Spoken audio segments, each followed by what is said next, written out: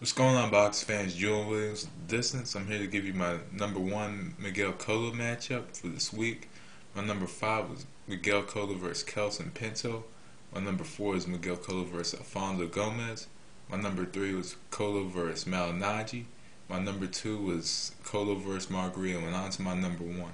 Now, many of you people on YouTube know what my number one matchup is. It's quite obvious. My number one matchup for Miguel Cotto for this week is Miguel Cotto versus Shane Mosley. This was the victory that pretty much put Miguel Cotto on this next level, because all you saw from Miguel Cotto was him steamrolling opponents like Carlos Quintana or Randall Bailey or I can't even pronounce the guy's name. I believe he was either Hungarian or Armenian, like Urkal or something like that, Urkal, and then Zab Judah, which many thought that Judah would have won if he didn't get low blowed. But now this is Shane Mosley. Shane Mosley, a future Hall of Famer and a living legend in the business. And Shane Mosley, as you could tell, back in January, still has it. And on top of that, Shane Mosley, actually at that time was vying for a big fight with Floyd Mayweather. Mayweather was tied up with Ricky Hatton, and going into this matchup, Top Rank and Golden Boy were kind of going head to head because of the situation with Manny Pacquiao. Manny Pacquiao signed with Golden Boy, and I think something happened, and he went back over the Top Rank with Bob Arum, and Golden Boy and Top Rank didn't do any business together for a while. Just due to the situation, they settled the situation, and then they had these Top Rank Golden Boy cards. Now they could work together and stuff, but Shane Mosley and Miguel Cotto, that was a highly anticipated matchup. Many people thought it was one of those matchups that was going to be like De La Hoya versus Mosley, which was about 7 years earlier, back in 2000. Many people thought it was going to be exactly like that matchup, but it wasn't.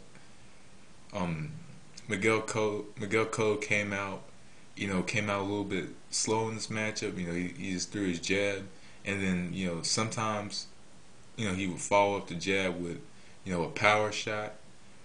Or Shane Mosley would throw a few power shots, and then Cotto would come back and throw a few power shots. It was a great fight. It was back and forth action. It was like Mosley would throw a flurry, then Cotto would throw a flurry, then Mosley would throw another one, then Cotto would throw another one. It was a good fight. It was and then later rounds Mosley had rallied, but Cotto got the victory in this matchup, and this is a matchup I felt that Shane should have won, and he could have won the matchup, but he stood toe to toe. He stood toe to toe with Miguel Cotto, and he lost. And people say he outboxed Mosley. I wouldn't say that he necessarily outboxed Shane Mosley. I would kind of say that he just won the exchanges. Because it was like this. Mosley would throw his combos, and Cotto would actually throw a few combos or a few hard shots, and then but it was like this. Cotto would finish the rounds much stronger. It was like Mosley would, like 20 seconds left. Mosley would throw a combo, and then Cotto would throw a combo, but he would keep working because he knew the end of the round was coming up, and that's how he won the matchup.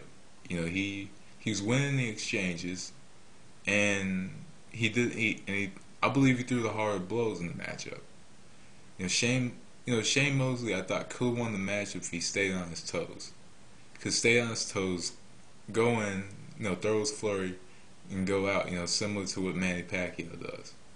That's how Cotto could have won the matchup, because Shane, is a hard puncher. He hits hard, and he's fast, and his hands at the time were much quicker than they are now. And this is about 2 years ago. But anyway, that was it was an exciting matchup. It was like number two on HBO's top five boxing matchups that year. Just because it was action packed. Many thought that it was a draw. You know, and it was like this to me. I thought it could have been a draw, or it could have been a 1 point victory for Cotto, in which I believe it was. I believe Cotto won 7-5.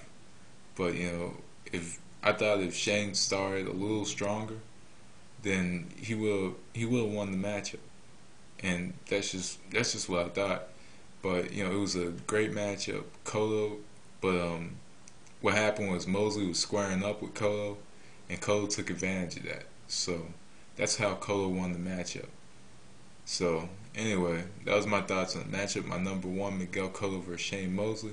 Thanks for watching. I got my top five chins next week, so be sure to check out my top five chins on Monday. Thanks for watching. Peace.